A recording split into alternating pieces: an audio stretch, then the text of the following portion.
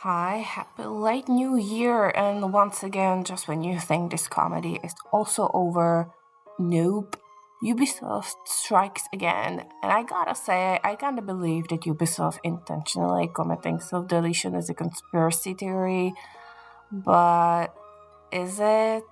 So, Mark Alexis Cote just announced that AC Shadows is moving from February 14th to March 20th. And remember, this game was supposed to be out in November 2024.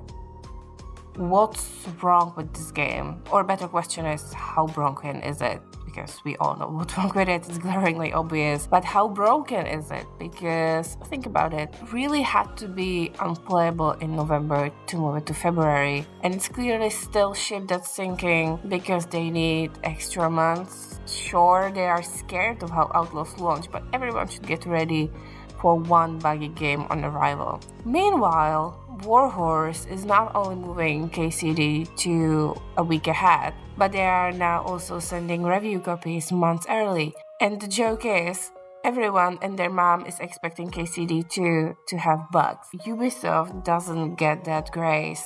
And I know everyone is sick of me comparing these two games, but be for real, okay?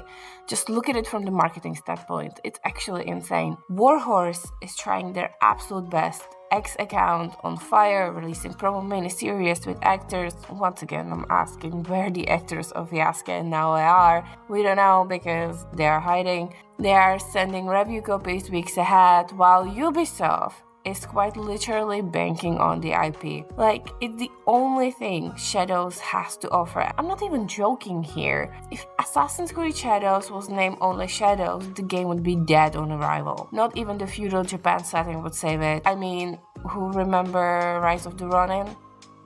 Yeah, exactly. But Ubisoft doesn't care. They don't even try to sell you this game. They are wiping their asses with the fans and the sales clap. I think that's what pisses me off the most. Like, how do you not see it? Ubisoft released the promotion parkour video a couple of days ago, and lo and behold, no Yasuke found. Only now we're flipping over buildings. Why?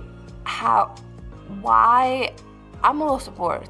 Of course, they can't promote parkour with Yasuke because it would and it will look ridiculous. 2 meters tall giant in full armor doing backflips on the rooftops? I think not. Remember how they got rid of the social stealth because shocker, social stealth is about blending in crowds, and since only one of your protagonists actually looks like they belong to the environment, yeah, anyways. And again, Ubisoft did this to themselves, to have an inexperienced team who wanted to wake up the franchise up, and now they are running late to the finish line. Absolutely no one forced Ubisoft to announce the original November 2024 date. They had to see they had a pile of garbage on their hands, and yet they announced it anyway, and then did the good chicken shit after Outlaws came out and everyone laughed. I don't even need to go back explaining the budget marketing campaign in full detail. I ranted about this in the previous video, but again, they did this to themselves. Same like putting the release date on Valentine's Day, that's a joke on its own. And of course, they probably can't even move it to further down the calendar because I would guess